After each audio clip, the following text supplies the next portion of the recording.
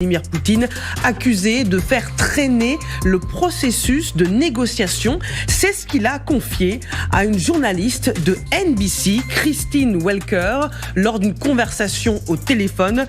Donald Trump dit qu'il va discuter au téléphone avec Vladimir Poutine dans les prochains jours. Marc Sémon, est-ce que vous êtes surpris par ce revirement ? Un revirement... En tout cas, souvent, dans la parole. Mais c'est vrai que dans les mots, c'est assez fort. Mais on est dans une situation, effectivement, comme le disait très bien Lucas tout à l'heure, son négociateur et lui-même ont cédé sur tout. Ils ont cédé sur les territoires qui resteront sous contrôle russe. Ils ont cédé sur la note d'adhésion de l'Ukraine à l'OTAN, sur le non-déploiement de troupes occidentales en Ukraine. Ils ont cédé sur un changement de pouvoir à Kiev. Et évidemment, la logique même dans une telle négociation, pour Poutine, c'est de continuer à faire monter les enchères. Alors la nouvelle chose maintenant, il en parlait quand il était monté à Mourmansk, c'était de faire des élections sous contrôle de l'ONU en Ukraine pour élire une nouvelle équipe dirigeante avec qui négocier. D'ailleurs, au passage, c'est une pas si mauvaise idée. On se demande pourquoi il fait pas ça en Russie aussi. Des élections sous contrôle de l'ONU pour avoir un vrai leadership démocratique. Voilà. Mais donc, il est comme ça. Mais Trump, effectivement, son art du deal, c'est quand même entre businessmen, face à des crocodiles de la diplomatie russe comme Sergueï Lavrov, il est un peu démuni et effectivement, il ne comprend pas pourquoi ça ne passe pas. Son week-end golf est un peu gâché parce qu'il a vécu une très très mauvaise semaine quand même, Trump et l'administration Trump. Alors d'abord, il y a eu la fameuse affaire de la boucle Signal qui était catastrophique. Oui. Ensuite, il y a quand même il y a eu la réunion quand même de la coalition des volontaires à Paris qui a énormément énervé la Maison Blanche et le département d'État américain. Et ensuite, le camouflet groenlandais où 57 000 Inuits en fait font face à l'Empire américain. Donc effectivement, là, il découvre qu'il y a de l'eau à la mer ou de l'eau au lac, avec la mauvaise volonté de Poutine concernant les accords de paix. Il faut quand même reconnaître aux Ukrainiens d'avoir fait preuve vraiment de très bonne volonté depuis le début, avec la proposition de la trêve. Ils sont en dehors de la dernière demande extravagante américaine sur les minerais et l'énergie. Ils sont pliés à toutes les exigences américaines et rien du côté russe. Donc il était temps que Trump se réveille. Je vous rappelle quand même que hier, il a découvert que les Russes utilisaient des missiles iraniens. Des drones iraniens, alors que ça fait 2 ans que ces drones iraniens sont utilisés par les forces armées russes. Alors toujours dans cette interview, Lucas Manger, accordée à notre consoeur de NBC, Donald Trump menace désormais d'imposer de nouvelles taxes sur le pétrole à la Russie. Oui, c'est-à-dire qu'il utilise. Vous faut pas oublier que Donald Trump dit que le plus beau mot de la langue anglaise, c'est les taxes. Et donc il adore utiliser cette menace. Force est de constater que depuis 3 ans, il y a des sanctions contre la Russie qui n'ont pas fait plier complètement la Russie, même si ça gêne beaucoup l'économie russe, mais ça ne l'a pas fait tomber. Et puis aucune guerre ne s'arrête jamais par l'économie, il faut le rappeler. Et c'est de toute façon, ce type de menaces ne toucheront absolument pas Vladimir Poutine. C'est-à-dire que imposer des nouvelles taxes sur les sanctions sur le pétrole russe, on a vu à quel point la Russie était intelligente et adaptative dans sa manière de contourner notamment les sanctions sur le pétrole avec des flottes de bateaux fantômes, même si petit à petit tout ça est découvert et qu'il y a de plus en plus de lutte contre les navires fantômes russes. Enfin, la Russie continue à réussir à exporter son pétrole. En fait, tout ça fait penser que Vladimir Poutine, encore une fois, a le temps pour lui. Il n'a aucun intérêt à signer une paix rapide, alors que Trump a intérêt à signer une paix rapide. Au milieu de tout ça, et parce qu'on a l'air d'en rire un peu, parce que parfois les propos de Donald Trump ou de son administration prêtent à sourire, mais au milieu de ça, il y a une guerre qui continue, des Ukrainiens qui se battent comme des dingues pour essayer de ne pas se laisser battre par les Russes, et Trump qui impose dans la semaine cauchemardesque que Vincent rappelait, une nouvelle proposition de contrat, parce que c'est un contrat sur les métaux rares et stratégiques en Ukraine, qui est pour ainsi dire, une capitulation, c'est-à-dire que c'est une colonisation des métaux et des ressources de l'Ukraine que Trump essaie d'imposer, et qu'encore une fois, Zelensky, tout en ayant compris essayait de comprendre en tout cas comment il fallait appréhender le personnage de Donald Trump et ne pas le froisser, dit je ne peux pas signer ce texte-là, et en s'en remettant au Congrès, enfin au Parlement ukrainien.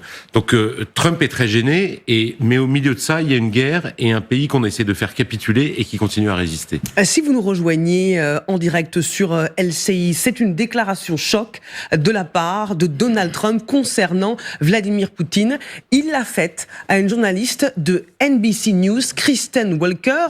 Regardez ce qu'elle dit. Le président Trump m'a appelé pour me dire, je cite, qu'il était furieux contre Vladimir Poutine et l'a menacé d'appliquer de nouvelles sanctions sur le pétrole russe. C'est pas une déclaration officielle, mais c'est une déclaration faite à l'un des plus grands médias américains. Si la Russie et moi-même sommes incapables de trouver un accord pour arrêter le bain de sang en Ukraine, et si je considère que c'est la faute de la Russie, ce qui ne sera peut-être pas le cas. Mais c'est la première fois qu'on l'entend changer de discours sur Poutine. Nathalie Schrin, vous qui êtes ukrainienne, est-ce que ça vous rassure aujourd'hui ? Moi, ce que j'en déduis, ce que j'en vois, c'est que j'ai travaillé dans une grande entreprise dans le pétrole, et faire un deal avec un contrat avec la Russie, c'est pas ce qu'on peut. C'est très difficile parce que comme les mentalités sont différentes, c'est compliqué de comprendre ce que le russe veut. D'abord, quand on fait un contrat en Russie, c'est toujours avec de l'alcool. Ça, c'est mon chef qui me disait ça. Donc voilà, dans le pétrole, en tout cas, les contrats se faisaient avec de l'alcool. Donc on a intérêt à tenir l'alcool parce que sinon on signe n'importe quoi. Et puis, je pense que Trump, il n'est pas capable de se mettre à la place de l'autre. Il est tellement persuadé d'avoir raison, d'être dans son bon droit, d'être le grand, le tout-puissant, etc. Il comprend pas que l'autre ne raisonne pas pareil que lui. Un Russe ne raisonne pas comme un Américain. Et lui, il ne le conçoit pas, en fait. Il ne conçoit pas qu'il a beau être, il lui ressemblait à Trump, Poutine, mais il ne conçoit pas. Pardonnez-moi, Nathalie Schrin. La force, c'est... Cette déclaration, elle est extrêmement importante parce que même avant l'élection de Donald Trump, on disait s'il arrive au pouvoir, ça sera terminé pour les Ukrainiens, il donnera l'Ukraine à Vladimir Poutine.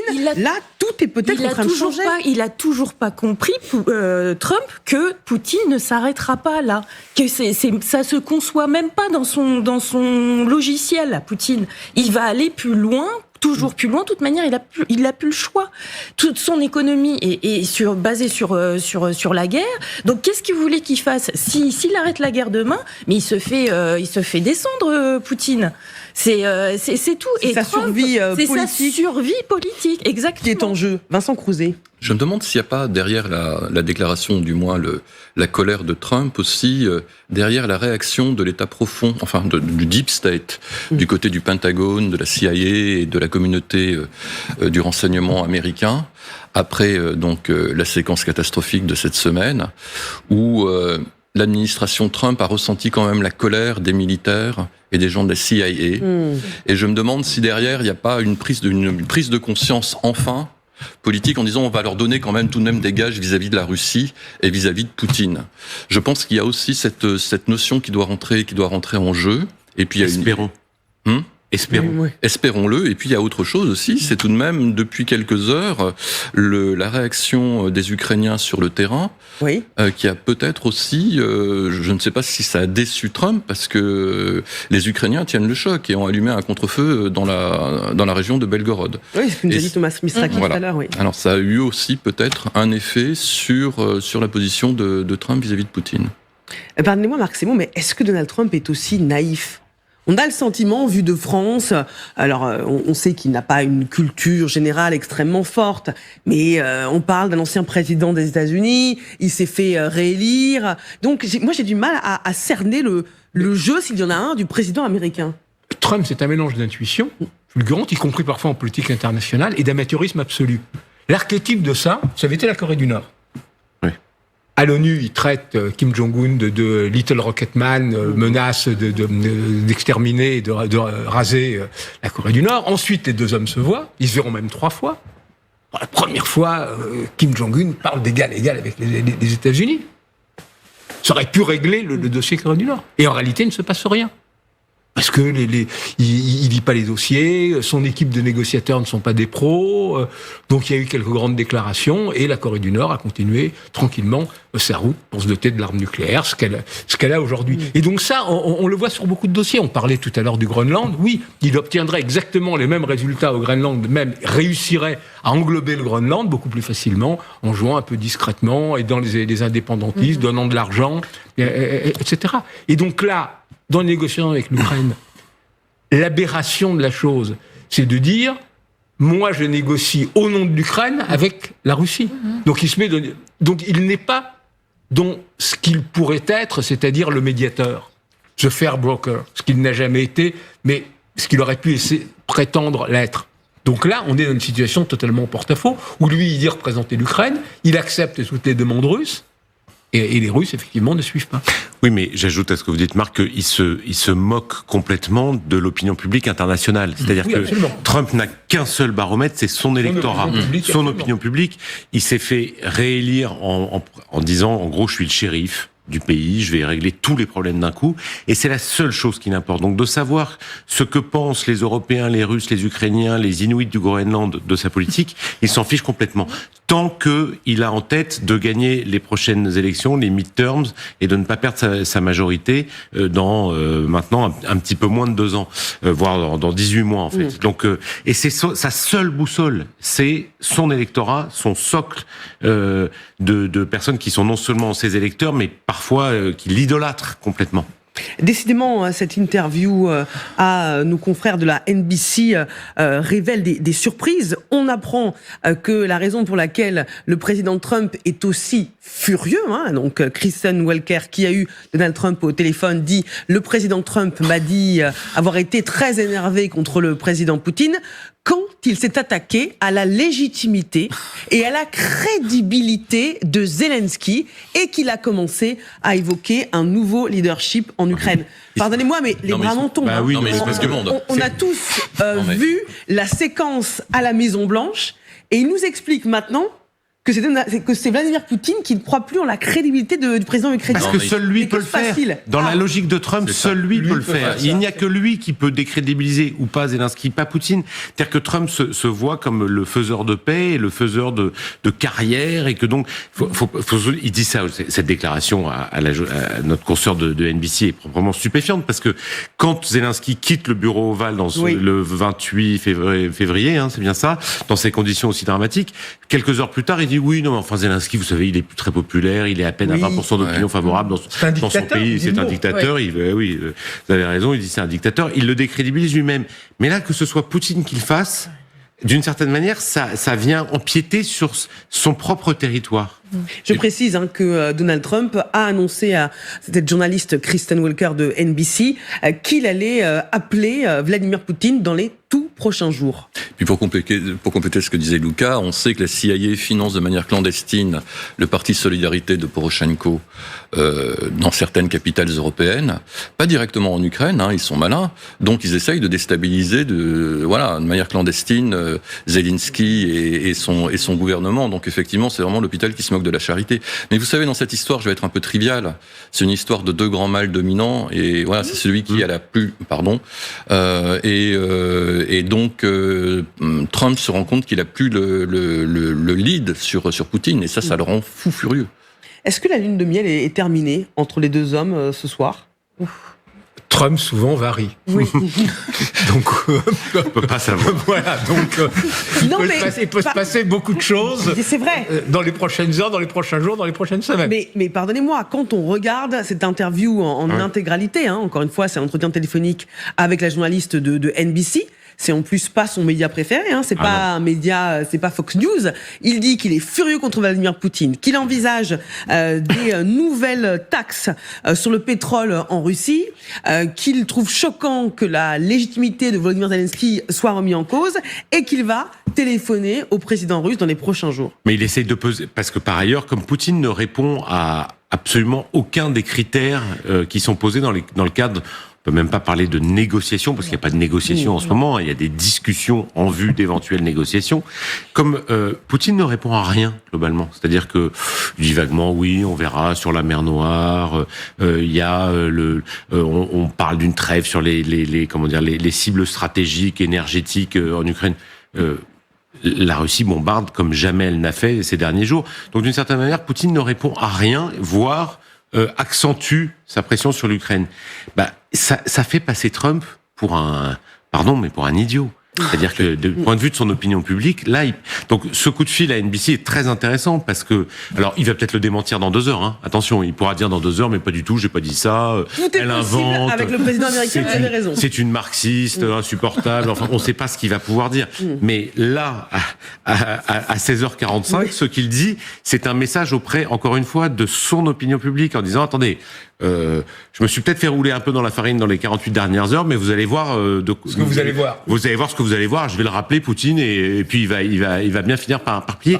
C'est exactement ça. C'est un combat de coq, mais dans lequel en fait Vladimir Poutine sort et encore une fois, on le dit avec le sourire, malheureusement, mais parce que Poutine en sort totalement gagnant de cet affrontement entre 2 leaders de la Russie et des États-Unis. Pour l'instant, Poutine est gagnant sur toute la ligne. Vincent Grousset disait c'est peut-être une réaction de l'État profond qui l'a poussé à changer de braquet, mais est-ce qu'il n'y a pas aussi des réactions de la part du camp républicain qui peut trouver ça contre nature, tout d'un coup, ce rapprochement entre les États-Unis et la Russie ? Oui, mais il n'écoute plus les conservateurs, les néo-conservateurs à la John Bolton, etc. Pour eux, ce sont des losers, ce sont des gens qui sont dépassés, qui appartiennent à un autre siècle.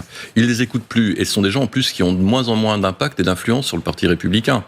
On se souvient que la veuve McCain, que Bolton, pendant l'élection, fait des déclarations fracassantes sur le mode de gouvernement, enfin de gouvernance de Trump. Et ça n'a absolument rien changé dans l'électorat MAGA.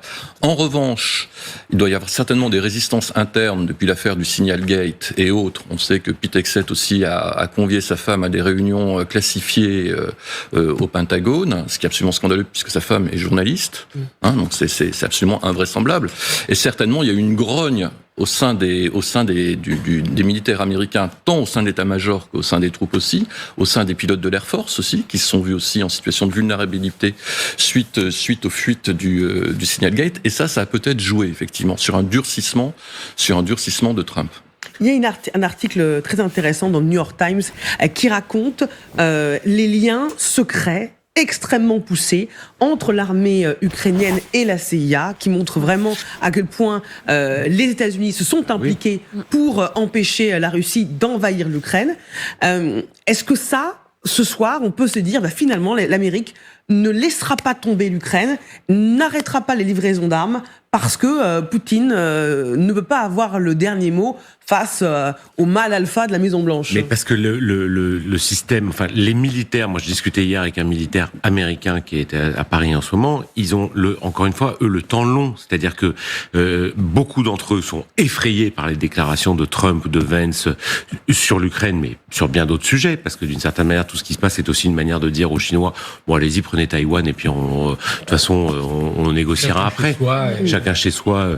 Ils sont très inquiets, et en même temps, ils ont la conscience du fait que les armées, c'est un temps long. Donc l'aide